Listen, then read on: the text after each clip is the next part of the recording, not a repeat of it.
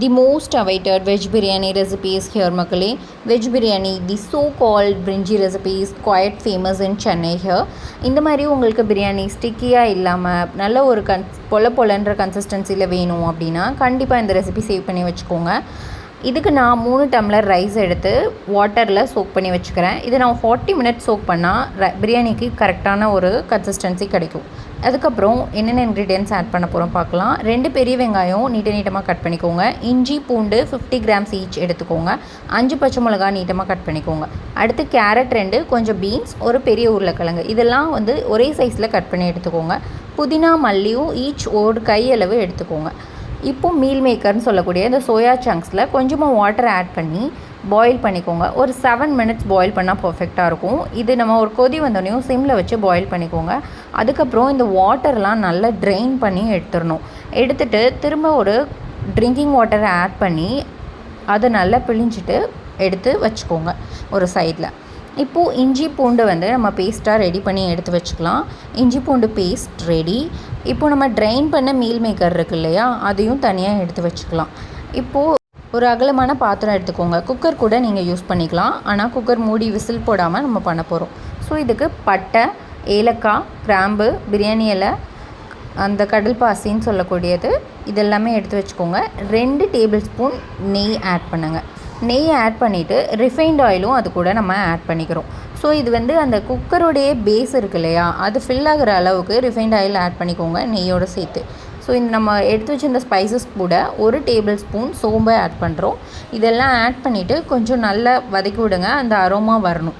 So அதுக்கப்புறம் இந்த aroma வந்ததுக்கப்புறம் அந்த வெங்காயமும் பச்சை மிளகாவும் நம்ம கட் பண்ணி வச்சுருந்தோம் இல்லையா, அதை ஆட் பண்ணிக்கோங்க. ஆட் பண்ணிவிட்டு நல்லா ஹையில் வச்சு ஃபஸ்ட் ஒரு 2 மினிட்ஸ் சாட்டே பண்ணிகிட்டே இருங்க.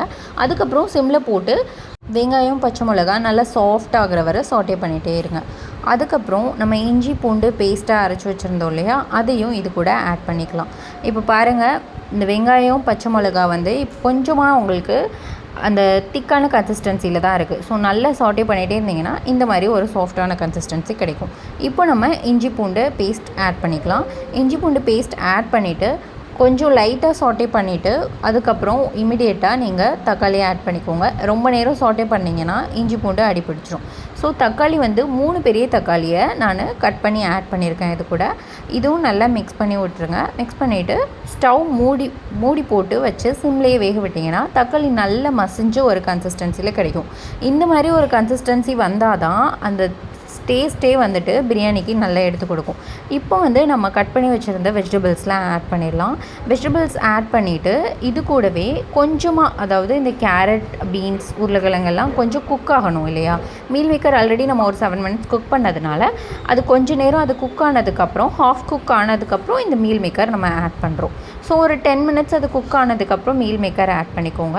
இது ரெண்டும் சேர்த்து ஒரு 5-10 மினிட்ஸ் திரும்ப குக்காக விட்டுட்டு அதுக்கப்புறம் நீங்கள் இந்த புதினா மல்லித்தலை ஆட் பண்ணி நல்லா மிக்ஸ் பண்ணி விடுங்க. ஸோ 75% வெஜிடபிள்ஸ் குக் ஆகிருக்கணும் இந்த ஸ்டேஜில். அப்போ தான் ரைஸ் ஆட் பண்ணும்போது கரெக்டாக இருக்கும். இப்போ நம்ம ஒரு டீஸ்பூன் தனி மிளகாத்தூள், 1/2 ஸ்பூன் கரம் மசாலா, கொஞ்சமாக மஞ்சத்தூள், இது 3 ஆட் பண்ணி திரும்பவும் மிக்ஸ் பண்ணி விடுறோம். அது கூடவே தயிர் ஒரு 3 டேபிள் ஸ்பூன் ஆட் பண்ணிங்கன்னா அதுவுமே அது கூட மிக்ஸ் பண்ணி விடணும் தயிரை. இப்போ தயிர் உங்களுக்கு டேஸ்ட் சாஃப்ட்னஸ் என்ஹான்ஸ் பண்ணி கொடுக்கும். அட் த சேம் டைம் லைட்டாக உங்களுக்கு ஒரு புளிப்பு கொடுக்கும் தயிர். ஸோ தயிர் நீங்கள் ஆட் பண்ணிவிட்டு அதையும் மிக்ஸ் பண்ணி விடுங்க நல்லா. இப்போது இது நல்லா மிக்ஸ் பண்ணி விட்டாச்சு. இந்த ஸ்டேஜில் நம்ம வாட்டர் ஆட் பண்ணுறதுக்கு எவ்வளோன்னு பார்க்கலாம். இப்போ நான் 3 டம்ளர் ரைஸ் எடுத்திருக்கேன் இல்லையா.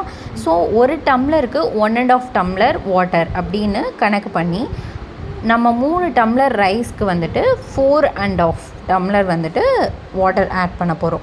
ஸோ இந்த வாட்டர்லாம் நம்ம ஆட் பண்ணிவிட்டு ஒரு கொதி வந்ததுக்கப்புறம் தான் ரைஸ் ஆட் பண்ண போகிறோம்.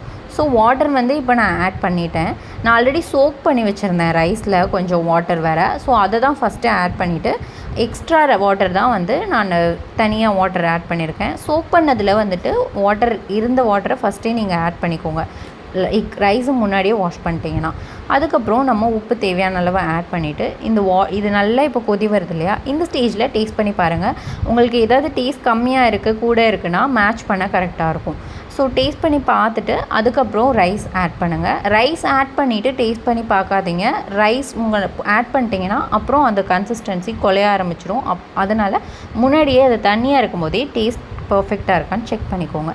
இப்போது ரைஸ் ஆட் பண்ணிவிட்டு லாஸ்ட்டாக லெமன் பிழிஞ்சு விடணும். ஒரு ஹாஃப் லெமன், பிக் சைஸாக இருந்தால் half lemon is fine. Small சைஸ்னால் நீங்கள் ஒரு 1 லெமன் கூட எடுத்துக்கலாம்.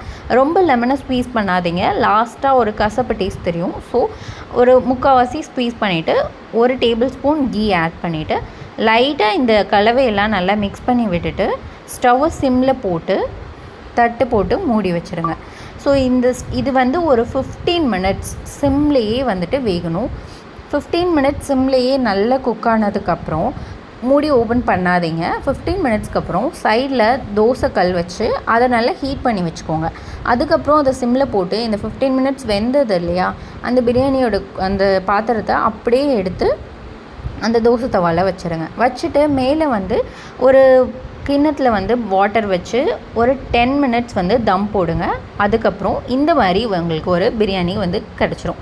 ஸோ இப்போ பாருங்கள், பிரியாணி வந்து உங்களுக்கு ஸ்டிக்கியாகவும் இல்லை, வாட்டர் அதிகமாகவும் இல்லை, குழஞ்சும் போல் சாப்பிட வந்து பர்ஃபெக்டான ஒரு கன்சிஸ்டன்சியில் இருக்கும். டேஸ்ட்டும் பர்ஃபெக்டாக இருந்தது. கண்டிப்பாக இந்த ரெசிபி நீங்கள் ட்ரை பண்ணி பாருங்கள், உங்களுக்கு ரொம்பவே பிடிக்கும். இது வெஜ் பிரியாணிக்கு மட்டும் இல்லை, நான்வெஜ் பிரியாணிக்கும் இந்த மாதிரி ட்ரை பண்ணலாம். நான்வெஜ் பிரியாணிக்கு ஒரு டம்ளருக்கு ஒரு பச்சை மிளகாய் மட்டும் எக்ஸ்ட்ரா ஆட் பண்ணி பார்த்தீங்கன்னா உங்களுக்கு ஸ்பைசஸ் வந்து கரெக்டாக இருக்கும். கண்டிப்பாக இந்த பிரிஞ்சி ரெசிபி ட்ரை பண்ணி பாருங்கள். ட்ரை பண்ணிவிட்டு கமெண்ட்ஸில் சொல்லுங்கள் எப்படி இருந்ததுன்னு. அடுத்த வீடியோவில் நல்ல ஒரு ரெசிபியோடு பார்க்கலாம். Bye by.